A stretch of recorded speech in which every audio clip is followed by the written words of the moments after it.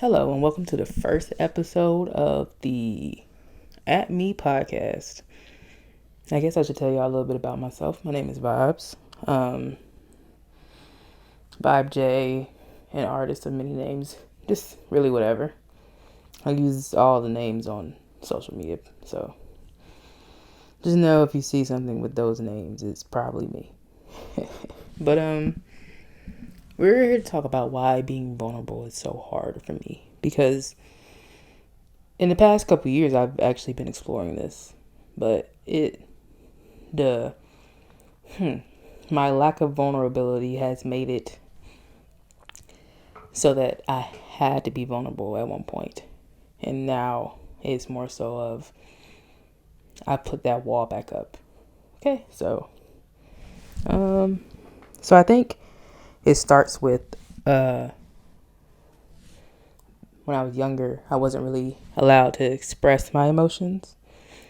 I more so had to self-soothe. I had to be on my own. And I'm not going to go into like super detail with it because I personally feel like it's eventually going to come up in future podcasts and maybe you won't want to hear about it over and over and over again.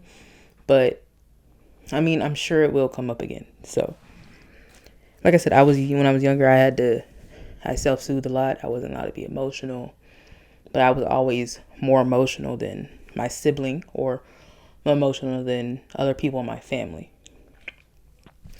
I'm a Pisces. It comes with the territory. That's just how it is.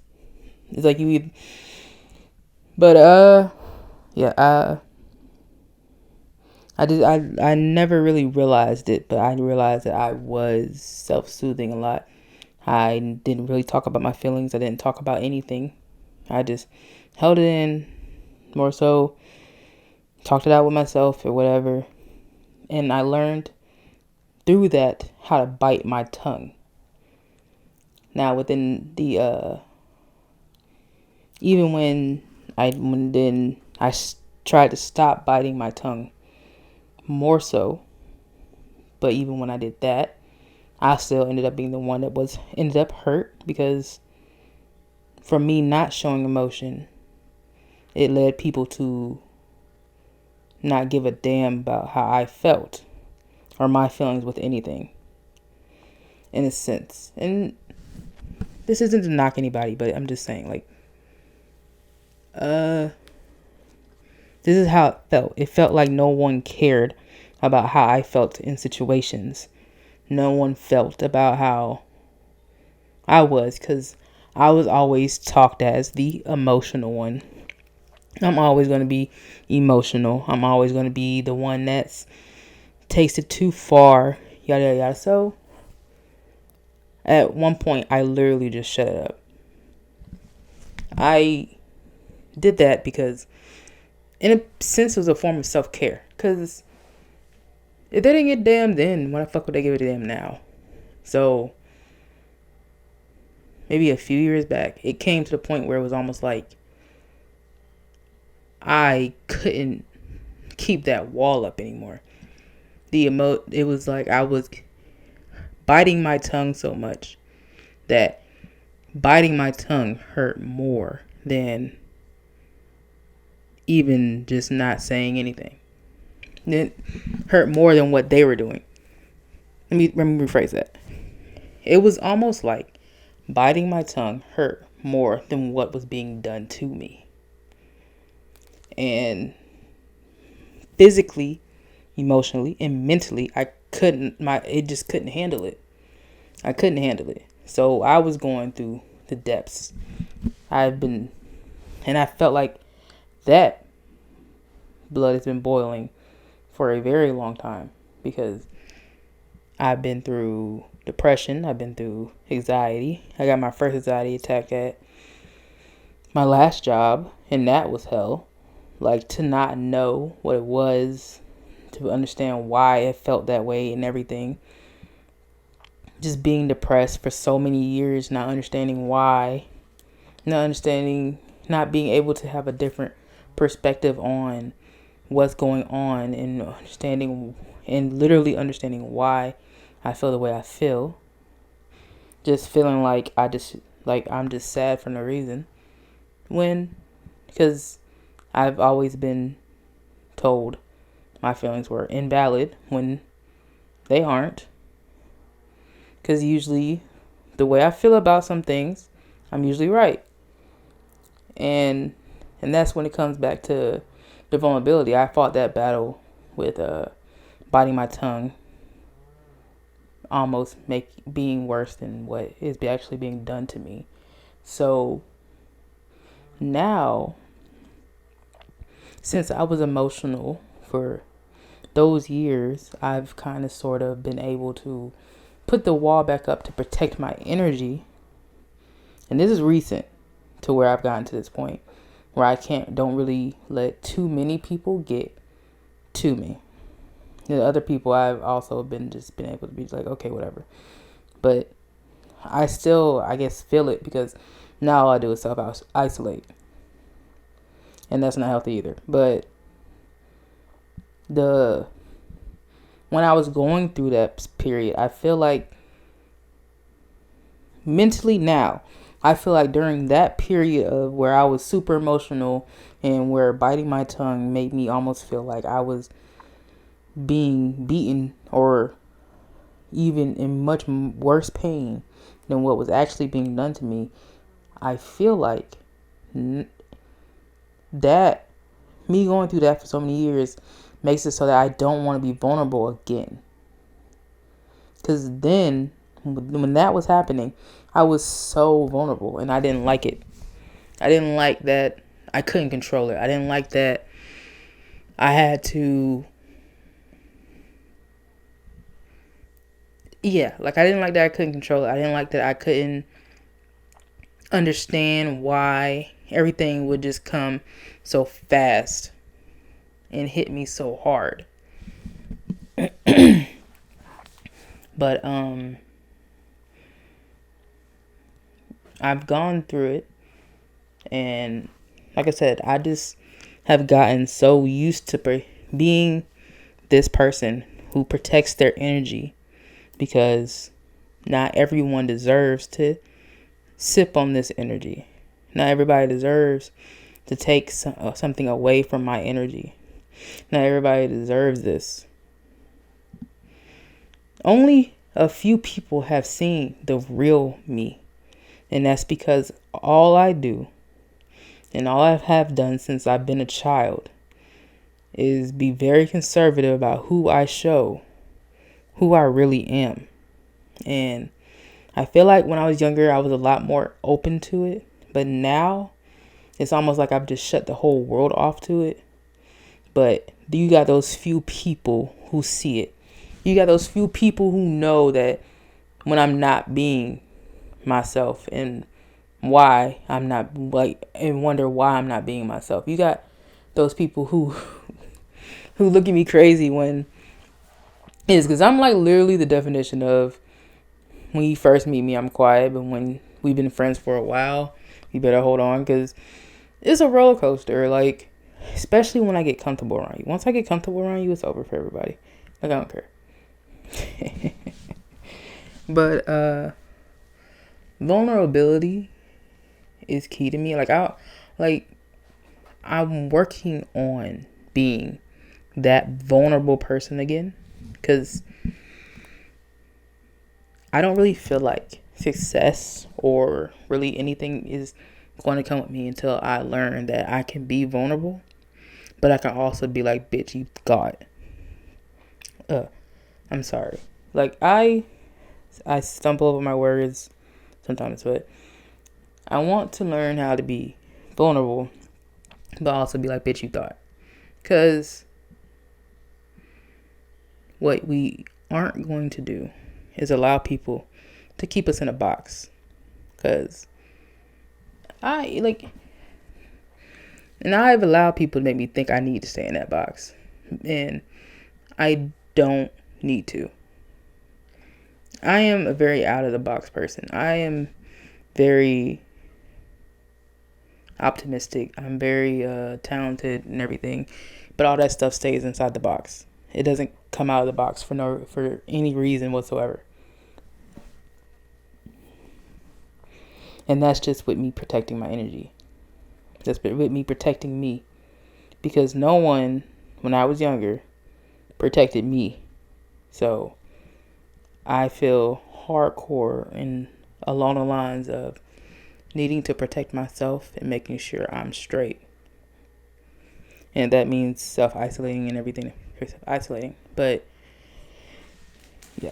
And then it's like with everything going on in the world, it's almost like, do you really even want to? Like, everything's going fucking crazy. Like, there's no reason to.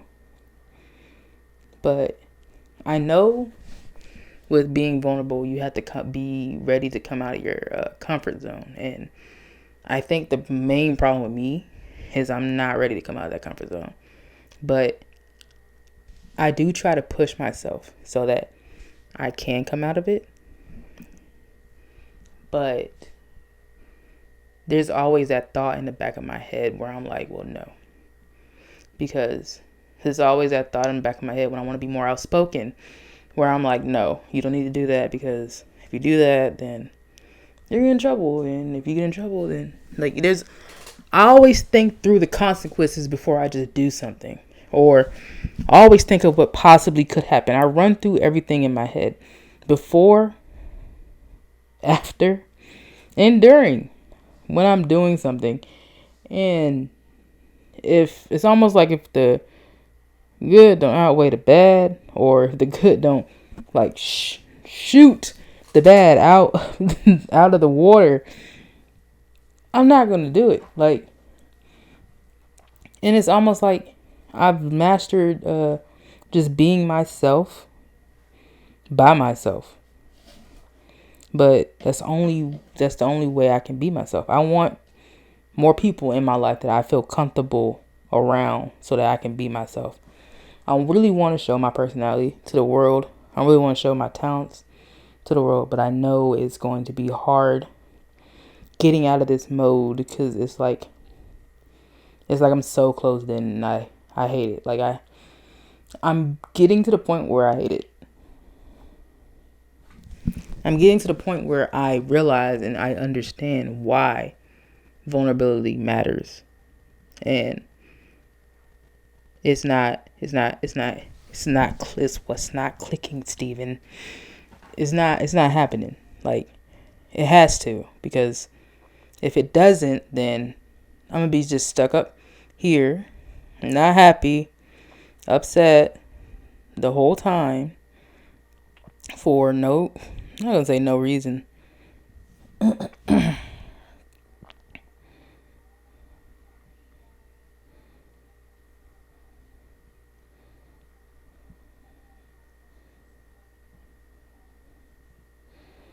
Because I can't, or I won't do it.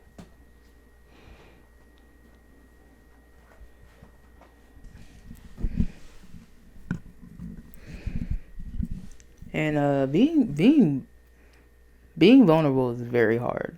I just pulled out my phone to see if I had wrote any notes down for this podcast, and I didn't. Because I knew I was scared to do this. I knew I was scared to go through this. Because, like I said, from someone who had to self-soothe, and a lot of that self-soothing involved a lot of destructive behavior. Now that I realize that my self-soothing and my self-destructive behavior is now turning into just blatant anger when I get sick and tired of shit. So I have to calm that down. But I will say that I have talked a lot more, and I have said a little bit more of what I actually think. And in the end, it does feel well. It feels good. It feels good to talk, because anyone who knows me knows I do not talk. And that's what starts me being vulnerable.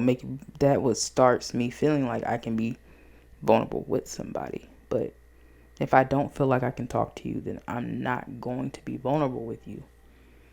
You have to break down those walls so that you can feel like you can be vulnerable with people. But nowadays, and with everything that is going on, everybody has like a wall up. And it's kind of weird because I'm trying to break mine down, but not really. I only need to put it like, I just need like maybe like a shoulder length concrete fence so that I can peek over and, throw some gems a few times a year. And slowly but surely, we may get a new fence where more people can see it, but you can't see all of it. That's just how it is. Like, I would hate to say build a wall, but build a wall and poke some holes in it so you can get what you need out of life, and you can stop hurting yourself for the joy of others. Because the more you hold your tongue, the more they like that, because they know it's just boiling inside of you. People like to see you sweat. And you can't let them do that. So that's why I feel like being vulnerable is really just you being yourself, but also being able to allow people to see the true you and not what you project onto everybody as what you should be. Because there's a lot of people who portray themselves as a certain way, but when you get them by themselves and on their own, they are not the same person. And I feel like I have a good enough personality where I could be myself more often than not. But I'm always like, it's just that strong magnetic field that holds me back from being who I am. And I hate it so much, because it's what I listen to versus the magnetic field that's pulling me the other way. But I'm not helping the other magnetic field, because I'm not helping me coming out of my shell by listening to the one that's pulling me back into the shell. Sometimes I want to come out of the shell and see the sunsets, taste the margaritas, and turn up a little bit. But like I said, I can't. And like I said, I feel like it's really comes down to how you were able to feel and how you were allowed to feel when you were a child. Because like I said, I didn't really have many people to talk to. I was always alone by myself in my room, making myself feel better. And up until a few years ago, I wasn't even able to talk to people about my situation, my life. Because, you aren't supposed to let people into your house. But I had to, because if I didn't, then I probably would not be here right now. Because I had a lot of shit going on. And I'm very self-destructive. But right now I'm in a place in my life where I'm fine. I just know I do have to keep myself protected, but I don't have to keep myself quiet. If that makes sense. I'm sorry. Like, I know y'all are probably thinking, like, what does this have to do with vulnerability? I just need y'all to understand how I think. Like, the way I think is, it's almost like a pie chart. Like, you know how pie charts, they have a main topic, and then there's like shoot off like little circles everywhere. Then there's even like smaller circles everywhere. That's kind of how I think. But like, there may be this main circle, and I'm probably started right here. Now I'm probably like 4 circles spread it out from that second circle. But it all in my head comes back to that main circle of like what we're talking about. So if you ever, while you listen to this podcast, just think like, where is she getting this? There's a pie chart somewhere where all my ideas are, and I'm picking it. I'm just picking them off. I'm picking them off. I'm still on topic in my head, and I'll probably get better as we continue this. But that pie chart and the overthinking and everything is just how I operate right now, and I ain't really mad at it, because usually when I overthink, I'm like really on board with it, and I'm usually always right. So when I overthink, super hard. But I overthink. I used to be able to overthink myself into a pit. We ain't gonna talk about that. But I might go ahead and end this episode here. Cause it's just me, and it's just me rambling at this point. And I don't I don't know how much y'all want. It's just the first episode. It's me. I did film this the day before my birthday. So it is February 28th. So my birthday is March 1st. I decided to do this as kind of like a little gift to myself, besides the bottle of Dulce I have inside my room. I decided to just kind of give to myself to come to the realization and the understanding of why I'm like this. Because did a lot of cultural healing, did a lot of everything in 2019, 2020, and 2021. So 2022 should be the beginning of the healing and the growth journey that I do have to do. So, furthermore, we're just here to grow. We're just here to heal. We're here to talk it out. We're here to have cocktails. We would have a cocktail today, but I've already been drinking. And, yeah, we're going to get back to, we're going to get ourselves right, because ain't nobody going to do it for us. So thank you for tuning in for this episode of the At Me Podcast. If you would like to follow me on social media, all my socials are going to be down here. And if you'd like to follow me on social media,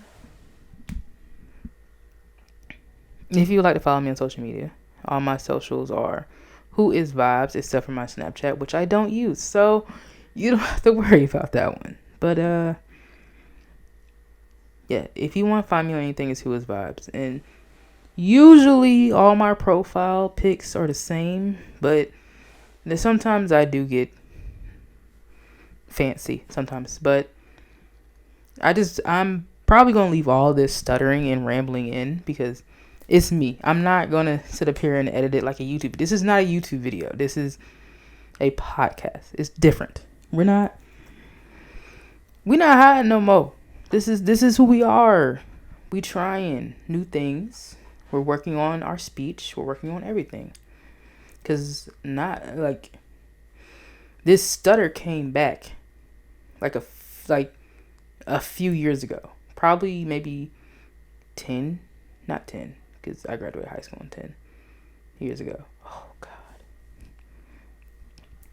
Maybe about 5 to 7 years ago, this stutter came back.